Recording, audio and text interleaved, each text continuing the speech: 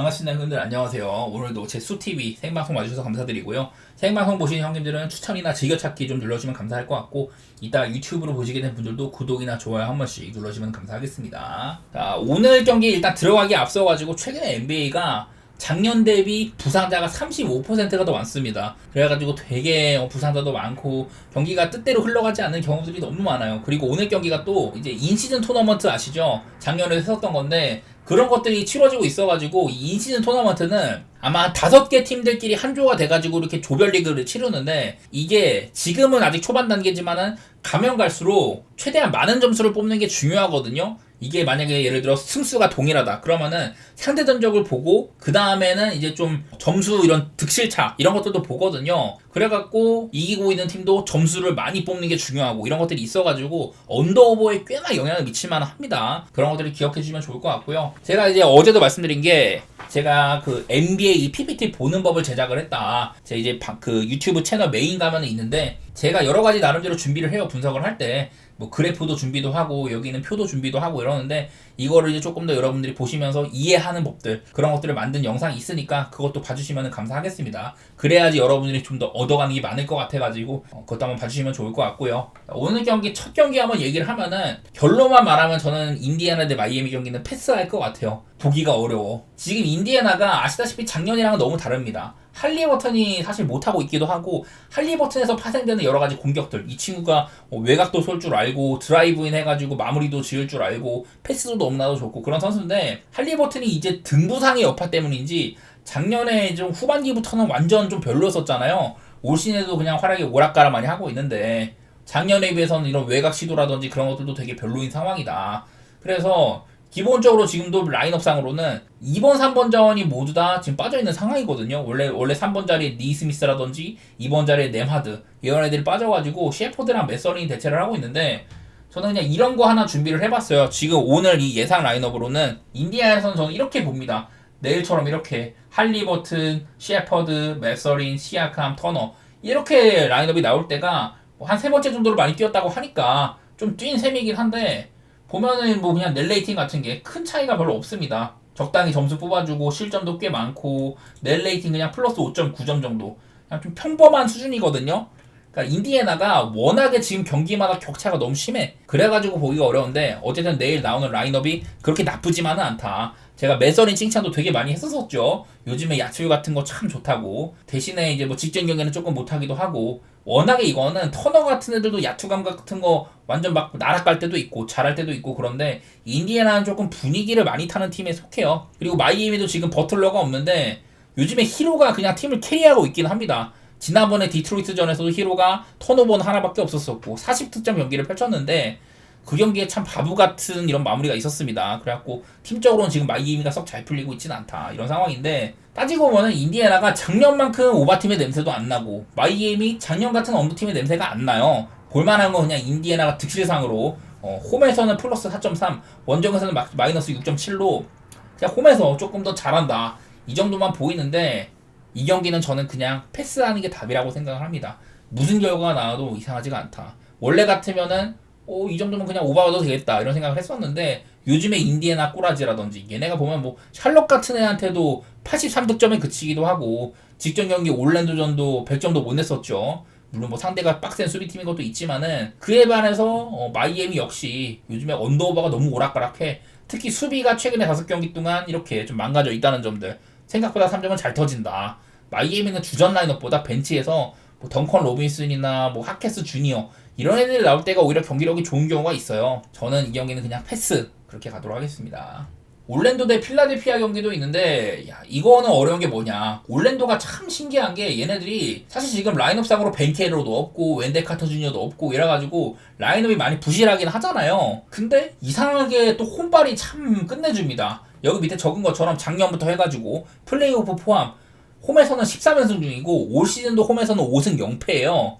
그 중에 이제 여기 중에서 한 4경기 정도가 벤케로가 없는 데서 뽑아낸 거였었다. 최근에 홈에서 열린 4전 4승인데, 근데 내일 필라델피아는 이제 엔비드가 또 복귀를 했습니다. 여전히 맥시는 없지만은 엔비드나 폴 조지가 있는 필라델피아도 엔비드나 조지한테 시간 제한이 조금 있어요. 출전 시간 같은 게. 조지는 조금 풀어졌다고 하지만은 아마도 엔비드가 그렇게 길게 뛰지 않을 가능성이 있다. 그런 것들이 보이는 게 있는데 최근에 상대 누적상으로는 올랜도한테 필라델피아가 많이 이겼습니다. 작년에도 3전 전승하기도 하고 그전에도 한번 올랜도한테 부러진 적이 있지만 전후로 해가지고 최근에 맞대결 한 7번 정도에서 필라델피아가 6대1이거든요. 대부분 엔비드가 좋은 활약을 했고 작년에는 엔비드가 안 나온 경기도 필라델피아가 잡았었어요. 그랬었는데 지금 현 시점에서 올랜도는 벤키로나 웬데카터 주니어가 없는 와중에 프란츠 바거너가 지금 이렇거든요. 경기당 평균 26.8점 쏟아붓고 있고 야틀 같은 거는 별로야. 효율은 별론데 그래도 팀에서 점수를 확실히 뽑아주는 역할 이런 것들은 잘해주고 있다. 그리고 올랜도의 이런 수비 같은 것들은 말할 것도 없고요. 비타제가 대신해서 나오든 모리츠 바그너가 나오든 올랜도의 수비는 참 단단하다는 생각이 있습니다. 그래서 이 경기를 만약에 필라델피아가 잡으려면은 외곽이 많이 터지거나 그래야 되는데 요즘에 필라델피아 모양새 엔비드가 돌아오든 폴 조지가 복귀를 하든 간에 3점이 조금 나아지긴 했어도 전체적인 야투율은 여전히 하위권에 머무르고 있다. 이런 것들이 많이 보이거든요. 반면에 올랜도는 최근에 4경기, 홈에서 4경기 동안 그냥 수비가 1등 수준이에요. 얼마 전에 인디애나 그냥 90점대로 막은 것도 그렇고 샬럿 89점으로 막고 워싱턴 94점, 뉴올리언스 88점 이렇게 좀 하자가 있는 팀들을 다 밀봉을 했거든요. 그래가지고 요즘에 올랜도의 수비가 아주 뛰어난데 지금 필라델피아도 엔비드나 조지가 뛸 수 있다고 해도 완전 풀피스까지는 아니고 그나마 요즘에 필라델피아는 칭찬할 만한 게 벤치에서 나오는 이제 맥케인 같은 친구들 그리고 뭐 야부셀레 이런 애들을 칭찬할 만하긴 한데 팀적으로 필라델피아도 지금 100%는 아니거든요. 그래서 저는 이 경기는 팀 완성도의 올랜도냐 이런 탤런트 농구 폴 조지나 엔비드 같은 거의 뭐 올르바 수준의 플레이어가 있는 이런 필라델피아냐 이런 싸움인 것 같은데 저는 그냥 일단은 올랜도를 조금 더 높이 쳐주고는 싶어요.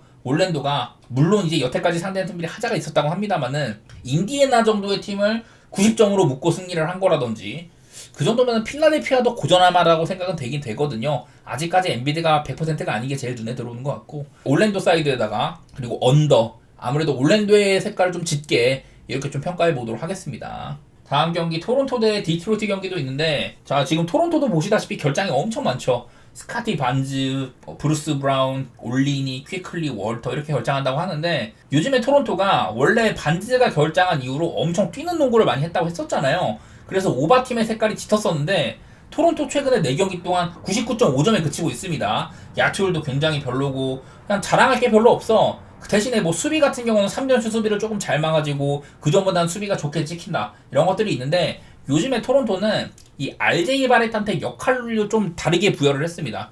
원래는 RJ 바렛이 스코어러였잖아요. 근데 살짝 이제 플레이메이커적인 성격을 좀 부여를 하고 있습니다. RJ 바렛이 이 스카티 반즈가 나가리 되고 혹은 이제 본인이 복귀한 이후에 성적 같은 것들을 좀 보면은 어시스트 수치가 막 12개씩 10개 최근 경기들에서 조금 줄긴 했지만은 지난 시즌보다도 RJ 바렛이 그 뭐 시즌 평균이나 이런 거보다 지금 어시스트가 거의 2배 가까이 올랐거든요. 그래서 바렛을 스코어러적인 성격에서 약간은 이런 좀 플레이메이킹적인 것들 그런 부분들을 올려주고 있다. 그래서 토론토의 템포가 많이 다운됐다는 거 이런 것들이 보입니다. 마침 내일 또 디트로이트 리그에서 손꼽히게 페이스가 느린 팀이거든요.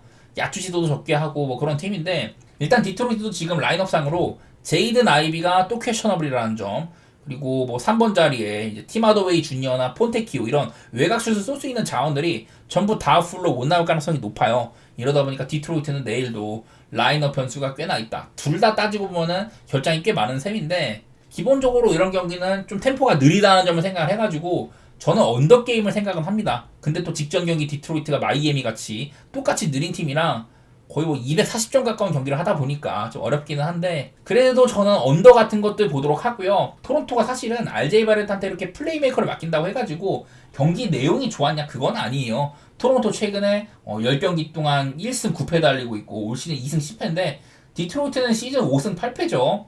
뭐 미러키한테 좀 연장까지 가는 혈투 끝에 아쉽게 패배하긴 했지만은 저는 디트로이트의 올 시즌 경쟁력은 꽤나 괜찮다고 생각이 됩니다. 작년에 뭐 26연패, 연패 기록 새로 쓰고 그랬던 팀이지만은 올 시즌에는 많이 좀 다르다. 이런 생각이 들어가지고 현 시점에서는 토론토보다는 디트가 원정인데도 불구하고 더 나은 팀이라는 이런 생각이 있는 것 같습니다. 애틀랜타 대 워싱턴 경기는 올 시즌에 얘네가 몇 번 붙었었고 작년에도 많이 붙었는데 거의 그냥 만날 때마다 기본적으로 오바를 생각해야 됩니다. 자, 직전 경기 때 애틀랜타가 이제 트레이 형이 없었잖아요. 제가 트레이 형이 없으면은 이 애틀랜타의 언더오버가 거의 한 20점씩 왔다 갔다 한다. 이랬었는데 근데 뭐 직전 경기도 어쨌든 간에 보스턴이랑 꽤나 점수가 많이 나는 경기도 있었었고, 워싱턴은 늘 그냥 많이 넣고 많이 쳐맞고 이래요. 완전 안 풀릴 때, 막 휴스턴이나 올랜도 같이 좋은 수비팀 만났을 때는 워싱턴이 막 94점, 92점 이렇게 그치기도 했는데, 바로 또 뭐 샌안토니오처럼 같이 또 뛰는 팀, 물론 샌안토니오도 이 당시에는 약간 좀 언더팀의 냄새가 있긴 했었는데,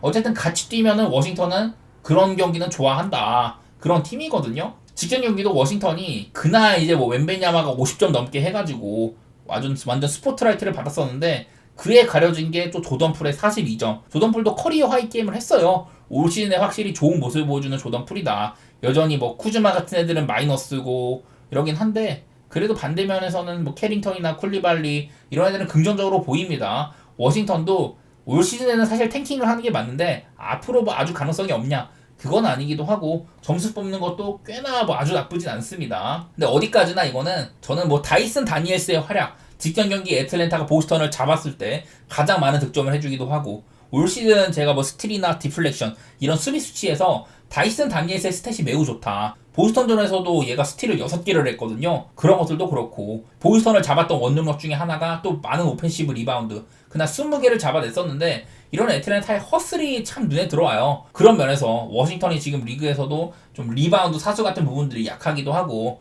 애틀랜타가 공격적인 이런 리바운드 러쉬 이런 것들을 많이 해준다면은 어지간해서는 애틀랜타 사이드를 좋게 해보는 게 맞다고 생각이 되고요. 양 팀들의 이런 포스상으로 보시다시피 지금 워싱턴은 여전히 수비적으로 되게 안 좋은 편이고, 애틀랜타 역시 수비적으로 점수 내준 거라든지 야투 허용, 3점 허용, 거의 뭐 모든 면에서 이렇게 수비가 안 좋은 편입니다. 개개인적으로 뭐 다니엘스 같이 이렇게 수비가 좋은 애들이 있긴 하지만은 팀 수비 자체는 워낙에 또 많은 허용을 하다 보니까 좋게 지키지는 않고 있다. 이래가지고 저는 좀 주고받는 흐름이라면은 어지간해서는 오바를 보는 게 맞다. 올 시즌에도 맞대결들이 대부분 좀 오바인 것도 있었었고요. 그렇게 보도록 하고 애틀 사이드를 좋게 보겠습니다. 그리고 클리블랜드 대 시카고 경기도 있는데, 얘네들이 얼마 전에 또 붙은 적이 있었거든요. 그때 이제 시카고가 사실 좀 많이 비볐었는데 결국에는 클리블랜드가 한 6점 차 정도로 이겼어요. 어쨌든 그 경기도 클리블이 많이는 못했었는데, 새 시즌 동안에는 클리블랜드가 시카고를 꾸준하게 패왔던 바가 있었다. 그런 것들이 많이 보입니다. 상대전적 상으로는 이렇게 작년에 한번 연장까지 가가지고 시카고가 한번 이긴 거 말고는 대부분 클리블랜드가 많이 패왔었어요. 이거는 최근에 클리블랜드가 뭐 거의 뭐 동부에서는 컨텐더급이기도 하고 위상 차이가 있어서 그런 것 같은데, 근데 걱정스러운 거는 클리블랜드가 올 시즌 뭐 13연승 달리고 있고 아주 좋은 건 맞는데, 3경기째 지금 마행승을 못 거두고 있거든요. 브루클린, 시카고, 필라델피아. 직전 경기 필라델피아는 맥시, 조지, 엠비드 셋 다 없었는데도 그 경기를 막 끌려가기도 하고 겨우겨우 역전해내긴 했지만은, 클리블랜드가 요즘에는 초장부터 상대를 개팬 다음에 무난하게 승리하는 이런 그림들이 많이 안 보입니다. 저는 살짝 클리블랜드가 걱정스럽기는 해요. 직전 경기도 사실 경기 들어가기 전까지 제로 날렌 정도만 퀘셔널이 있었는데, 갑자기 모블리가 GTD가 뜨고 이러면서 되게 좀 불안했단 말이에요. 그래서 여전히 클리블랜드는 지금 뭐 점수 뽑는 거라든지 야투 효율이라든지 뭐 3점슛 성공률 이런 것들 전부 다 리그에서도 손꼽히는 공격을 보여주고 있어요. 여러 차례 케니 애킨스 감독이 오고 나서 클리블랜드의 공격적인 면모들이 많이 좀 돋보인다, 그런 얘기들을 했고, 시카고는 여전히 얘네들 빠른 템포 그리고 수비적으로도 지금 뭐 최약체다 이렇게 얘기를 했는데, 요상하게 시카고가 얘네들이 템포가 좀 오락가락하는 경우가 많아. 직전 경기 이제 뉴욕과의 경기도 사실 전반전 1쿼터 때는 막 엄청 주고받나 했더니만은 전반전에 사실은 106점밖에 안 났거든요. 근데 결국에 이 경기가 147점, 후반전에 거의 뭐 140점이 나는 그런 경기를 했다 보니까 참 시카고를 가늠하기가 어려워요. 그래서 일단 저는 5화 정도는 생각을 해보는데, 클리블랜드 요즘에 마인을 너무 못해. 홈이긴 하지만 오늘은 클리블랜드가 과연 무난하게 마인을 해줄까, 이런 것들은 좀 걱정이 돼가지고 저는 오늘은 핸디는 조금 사리도록 하고요. 그냥 오바만 보도록 하겠습니다. 다음 뉴욕 대 브루클린 경기는 뭐 지역 라이벌 매치죠. 서로 간에 이렇게 같은 지역에 있다 보니까 라이벌 매치인데, 뭐 맞대결 같은 것들을 생각을 해보면은 뉴욕이 브루클린한테는 6연승을 달리고 있거든요. 근데 또 이제 희한한 게 작년에 얘네들이 3번 만났는데 3번 전부 다 어지간해서는 언더 게임이었습니다. 시즌 막바지 때 만났을 때는 218점이 났는데 그때 기준점으로는 언더였었고, 그리고 한 번은 이제 198점 게임, 211점 게임 이렇게 하면서 양 팀의 만남에서 좀 언더 게임이 많이 있었어요. 그런 것들이 먼저 생각나는데, 그리고 또 뉴욕이 지금 홈에서는 106.5 실점, 원정에서는 110 실점으로 홈으로 오면은 실점이 7.5점이 더 좋아진다, 그런 것들이 있긴 합니다. 내일은 뭐 타운스가 퀘셔너블이 붙어있고 좀 라인업상으로 벤치 핵심 자원인 맥브라이드도 퀘셔너블 붙어있고 직전 경기 브런슨 퀘셔너블이지만 나왔었다. 약간은 지금 건강상의 문제가 조금 있는 것 같기는 해요. 뉴욕이 여러 가지로 뉴욕은 작년만큼 진짜 막 수비가 좋은 팀까지는 아니다. 그런 것들이 보여. 지금 보면은 최근 경기나 올 시즌 내내 뉴욕이 이렇게 수비적으로 엄청 눈에 띄는 정도까지는 아니에요. 그렇다고 공격이 훌륭하냐? 그것도 아니고. 그래서 뉴욕이 생각보다 애매하거든요. 이게 미네소타가 지금 타운스가 없는 와중에 되게 고생을 하고 있는데 근데 또 뉴욕이라고 해가지고 타운스가 와가지고 팀이 엄청 잘 풀리냐? 그건 아니거든요. 공격은 타운스가 조금 해주는데 수비 면에서 여러 차례 타운스가 버티고 있을 때 상대팀이 제한구역 안쪽 좀 림이랑 가까운 그쪽에서 골밑 가까운 곳에서 득점 성공률이 매우 높다. 거의 90%라고 했었거든요. 물론 그런 지표들도 결국엔 좀 줄어들겠지만 어쨌든 뉴욕은 지금 림 프로텍팅이 안 된다. 그런 것들이 많이 보입니다. 그래서 작년보다도 뉴욕은 수비적인 색깔을 조금 잃었다고 생각이 되고 반면에 브루클린은 올 시즌에 확실히 좀 탱킹을 해야 되는 시즌인데 슈로더나 뭐 캠 토마스 요즘에 캠 존슨까지 화력 지원도 해주고 벤치에서 시몬스 나와가지고 뭐 잘해주고 이러면서 꽤나 많은 승리를 가져갔거든요. 지금 브루클린이요. 지금 벌써 5승 7패인데 사실상 지금 두 팀이 뉴욕은 달리고 있고 브루클린은 탱킹을 해야 되는데 둘 다 승수는 똑같습니다. 이런 형편이에요. 좀 어려운데 일단 기본적으로 저는 지금 브루클린이 10.5씩이나 받았으면 저는 프렌 보는 게 맞는 것 같아요. 이거는 뉴욕의 마인보다는 브루클린의 프렌 사이드를 보고 싶고 언더오버는 제가 맞대결상으로는 여태 언더 게임이 되게 많았다고 했는데 올 시즌의 모양새로는 나는 오바를 보는 게 맞는 것 같아. 브루클린은 여전히 막 그렇게 점수가 많이 나는 팀까지는 아닌데 얘네들이 또 작정하고 붙으면은 오바 게임이 종종 나오거든요. 그리고 뉴욕은 확실히 작년보다는 그런 확실히 좋은 수비팀의 색깔 이런 것들은 잃어버렸다고 생각이 돼가지고 저는 브루클린 프렌이나 오바 그런 쪽으로 보도록 하겠습니다. 샌안토니오 대 레이커스 경기 직전 경기 웬베냐마가 50득점으로 커리어 하이를 기록을 했습니다. 제가 이제 웬베냐마 공격면에서 선택을 해야 된다 이런 얘기들을 많이 했는데 요즘에는 외곽으로 많이 나와가지고 그 누구도 넘볼 수 없는 타점 웬베냐마 정도의 높이로 3점을 쏴버리면 그 누구도 컨테스트를 할 수가 없어요. 그래서 3점이 꽤나 잘 들어가기 시작을 하고 그러다 보니까 상대가 최대한 나와가지고 웬베냐마 3점도 못 쏘게 해야 되는데 그러다 보니까 웬베냐마한테 선택지가 많이 생겨요.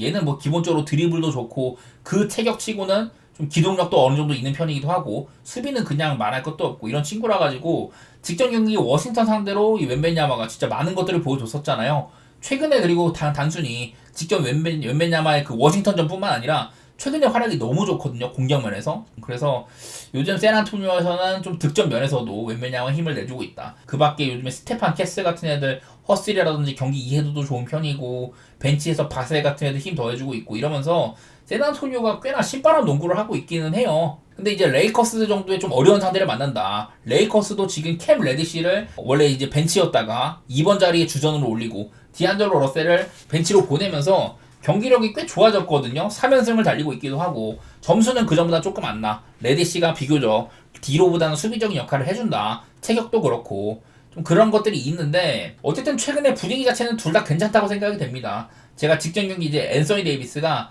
그 전에 좀 눈을 찔려가지고 제대로 뛰기 어려운 부분이 있다 이런 얘기를 했었는데 그래도 멤피스 정도의 팀을 잘 잡아주기도 하고요. 하지만 오늘 이제 레이커스가 원정이어가지고 다른 때보다는 조금 빡세. 기본적으로 콜도 잘 받고 이런 친구여가지고 레이커스가 원정일 때는 약간 걱정되긴 하지만은 기본적으로 이 두 팀 간의 최근 행보를 봤을 때는 오바 보는 게 맞다고 생각이 됩니다. 작년에 얘네들이 3번 붙였을 때도 전부 다 오바였었거든요. 그때랑 비교하면 샌안토니오는 크리스 폴이 오면서 약간은 페이스가 늘어졌다. 하프코트 오펜스를 즐긴다. 이런 것들이 있지만은 근데 그거에 반해서 저는 게임 템포 자체는 그렇게 막 엄청 느리다고 생각은 안 들어요. 레이커스는 기본적으로 조금 빠른 팀에 속하기도 하고 저는 오바 쪽으로 보도록 하고 요즘에 샌안토니오가 잘하고 있는 건 맞는데 상대해온 팀들도 사실은 이제 좀 그 백투백으로 고전했던 세크라멘토 잡은 거라든지 워싱턴 정도의 팀 잡았던 거 좀 거품이 있기는 해. 아직까지 샌안토니오를 그렇게 몇 경기 가지고 올려칠 정도는 아닌 것 같고 저는 이 경기는 레이커스 사이드를 조금이라도 좋게 보도록 할게요. 밸런스가 좋아졌다는 거 그것 때문에.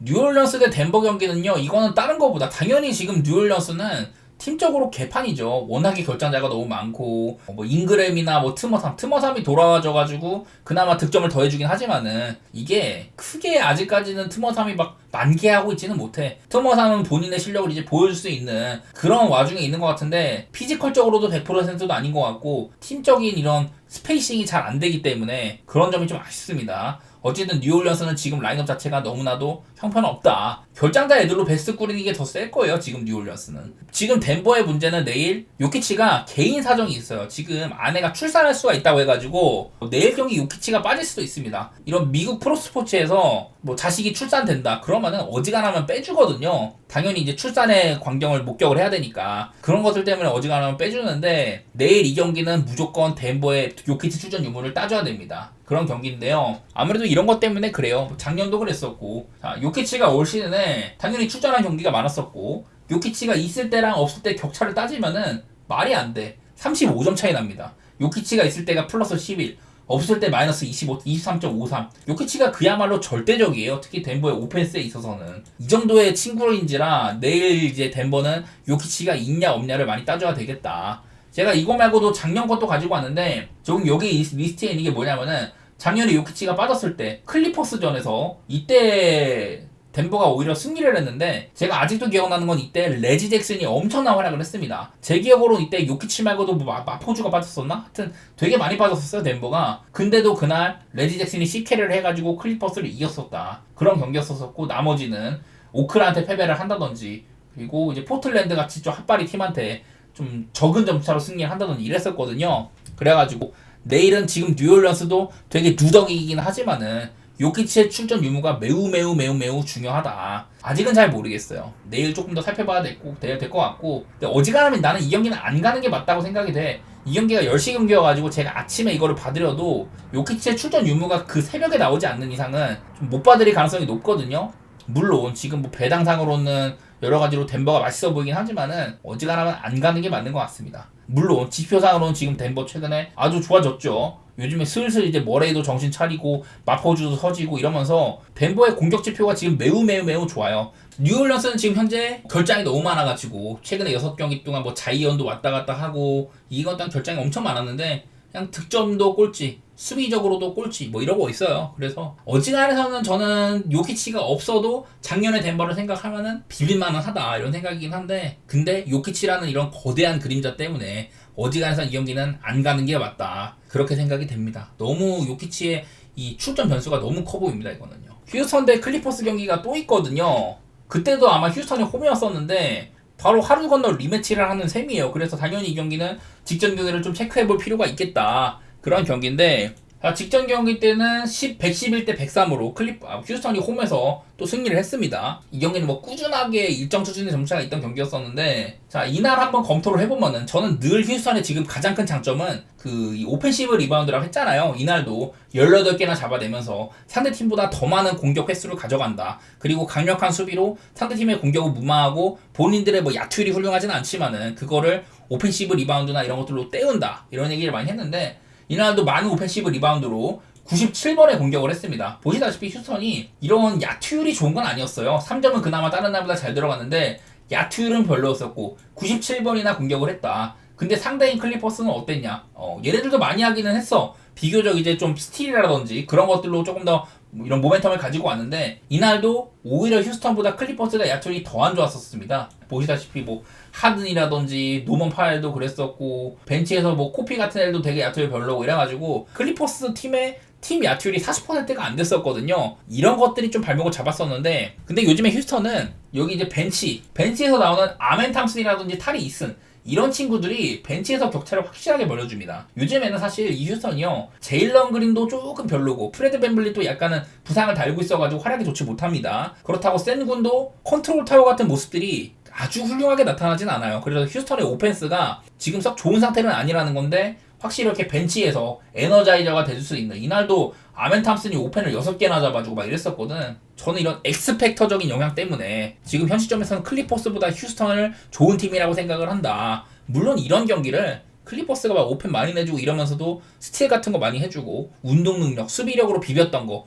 그런 것들이 기억이 나긴 하는데 사실 양 팀이 되게 좀 이런 야투율도 엄청 별로였었던 편이잖아요. 공격은 많이 한 반면에 저는 이번 경기는 오바가 맞다고 생각이 됩니다. 지난번 경기는 너무너무 야투율이 별로였었는데 오늘 경기는 그거보다는 좀 터지겠지 이런 생각이고, 저는 이런 직전 경기에 보여줬었던 휴스턴의 많은 오펜 리바운드 그런 것들은 극복 못할 차이라고 보여요. 지금 휴스턴의 벤치에서 타리 이슨이나 아멘 탐슨이 너무 잘해주고 있다. 출전 시간도 길고 작년보다 이슨이 건강하게 잘 뛰고 있기도 하죠. 저는 이 경기는 휴스턴 사이드로 좋게 보도록 하고요. 오바 게임 그렇게 보도록 하겠습니다. 요즘에 이제 클리퍼스가 수비적으로도 나름대로 지표가 좋게 찍히고 3점도 잘 들어가고 이렇게 팀적으로 좋은 시점에 있는데, 그에 반해서 휴스턴은 꾸준하게 수비가 좋고 3점은 여전히 안 들어가지만은 이런 경기를 비빌 만한 강력한 오펜시브 리바운드나 벤치 파워가 있다. 그 점이 저는 조금 더 확률이 높다고 생각을 들어가지고 휴스턴 사이드로 좋게 보도록 하겠습니다.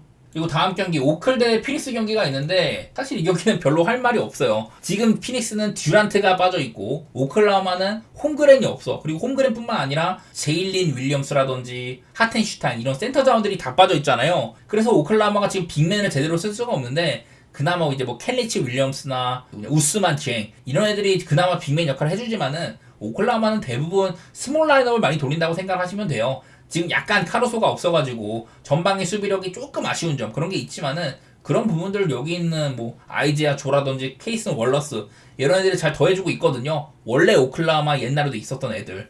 여기 애들이 웃긴 게 전부 다 막 2라운더거나 그런 애들인데도 충분히 본인의 역할들을 잘 해줍니다. 그래서 오클라호마는 직전 경기도 사실 막 엄청 잘 풀린 경기는 아니었었지만은 뉴올리언스를 그야말로 방패로 팼던 그런 경기였었어요. 사실 1쿼터 초반에는 오클이 엄청 안 터지고 뉴올이 잘 터져가지고 이 경기 게임이 좀 양상이 이상하다 이랬었는데, 결국에는 오클라호마가 이 경기를 뭐 20점 넘게 비비기도 하고 그랬었던 경기인지라 어지간해서는 오클라호마의 경기력은 균등하다. 최근에 오클라호마가 수비력이 조금 안 좋고 공격력도 막 딱 보이는 수준까지는 아니긴 한데, 이거는 워낙에 좀 센 팀들을 많이 만났던 게 있습니다. 휴스턴이나 덴버, 골스 이런 애들 만나가지고 조금 고전한 것도 있고, 지금 이제 피닉스 부커가 엄청 못하고 있잖아요. 야투율 같은 게 거의 뭐 지금 커리어 사상으로 가장 바닥인데, 대신에 뭐 브래들리 빌이 조금 커버를 쳐준다든지 그런 게 있지만은 듀란트의 빈자리, 특히 오클라호마 정도 팀을 상대로 피닉스가 저는 잘해봤자 클러치 싸움이라고 보는데, 클러치 싸움에서 듀란트가 없는 점들 이런 게 좀 아쉬운 형편이라고 생각이 됩니다. 그래갖고 지금 기준점 같은 것도 오클이 많이 받았는데, 저는 일단은 오클 사이드를 보기는 봐요. 사실 이 경기는 나는 다른 경기에 비해서 갈만한 메리트는 별로 없는 것 같아. 어떻게 보면 지금 오클은 10승 2패, 피닉스도 9승 3패 정도로 되게 잘 나가고 있는 팀들이거든요. 굳이 얘네들 게임을 선택을 해야 되냐. 저는 뭐 오클 사이드에다가 뭐 언더 이런 쪽을 보긴 합니다만은, 또 오클라호마의 스몰 라인업의 속도 이런 것들을 생각하면은 피닉스가 물론 이렇게 좀 야투 시도가 적고 느릿느릿하게 한다 그런 팀이긴 하지만은, 저는 이 경기는 좀 어렵다고 생각이 되네요. 저는 언더라든지 오클 사이드 이렇게 보도록 하겠습니다. 그 다음에 골스 대 멤피스 경기도 있는데, 저번에도 말했지만은 지금 멤피스가 지금 라인업이 이렇거든요. 그나마 이제 뭐 스마트 같은 애들 돌아오기도 하고, 내일은 뭐 베인도 캐셔블로 좀 격상이 되기도 하고요. 속속들이 애들이 좀 돌아올 기미는 보이고 있는데, 당장에 이제 멤피스가 내놓을 수 있는 이런 것들은 많지가 않아요. 멤피스 지금 라인업이 이렇단 말이야. 스카티 피펜 주니어에다가 웰스, 뭐 알다마, 자잭주, 이디 이런 형편인지라 사실 올스타급으로는 지금 자잭주밖에 없는 형편인데, 근데 멤피스가 최근에 7경기 동안 득점 지표도 굉장히 최상위권이고 수비도 최상위권이에요. 직전 경기 막 레이커스한테도 사실은 프레는 무난하게 하기도 하고, 내일은 근데 상대가 골스다. 지금 거의 뭐 리그에서 가장 잘 나가고 있는 팀 중에 하나죠. 얼마 전에 이제 클리블랜드한테 대패하긴 했지만은 보스턴 상대로도 좋은 게임도 하고, 댈러스랑도 진짜 재밌는 게임 했었는데, 어쨌든 지금 골스는 공수의 양면에서 상당히 좋은 팀이다. 요즘에 여기 지표상으로는 지금 6경기 동안 수비가 안 좋다고 나와 있는데, 6경기 동안 막 댈러스, 오클라호마, 클블, 보스턴, 휴스턴 이런 팀들 만나가지고 골스가 되게 어려웠었단 말이에요. 근데 그 경기에서 6경기 동안 5승 1패로 좋은 성적을 찍어냈다. 저는 분명히 지금 골스는 팀적으로 좋은 폼에 있다고 생각이 됩니다. 그에 반해서 멤피스가 분발할 만한 건덕지가 많이 없는데도 잘하고 있다는 거, 지표도 좋게 찍히고, 그게 문제란 말이죠. 그러니까 갈피 잡기가 되게 힘들어 멤피스 게임이.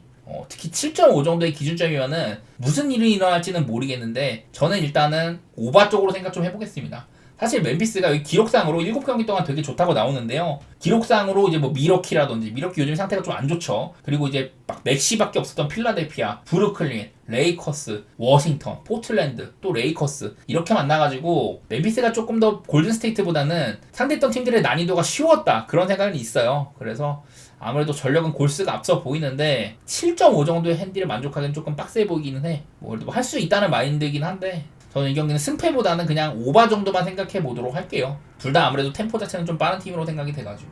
자, 그리고 마지막으로 세크라멘토 대 미네소타 경기 한번 해볼 텐데 이것도 문제가 많습니다. 기본적으로 지금 세크라멘토에서는 드로잔이 지금 다운프리거든요. 직전 경기 때 아마 허리에 경련인가? 그래가지고 드로잔이 중간에 나갔었죠. 그리고 이제 드로잔이 없을 때를 보면은 드로잔이 있을 때와 없을 때 저는 여러 차례 드로잔이 세크라멘토에 와가지고 사실은 별로 좋은 영임이 아니라고 생각을 했는데 까놓고 보니까 너무 잘한다. 드로잔이 있으니까 상대팀의 수비들도 많이 몰리고 그 때문에 사보니스나 팍스 외곽 자원들이 혜택을 많이 본다 이런 얘기들을 했었는데 한마디로 드로잔의 그래비티가 좀 빛을 발한다는 얘기였었거든요.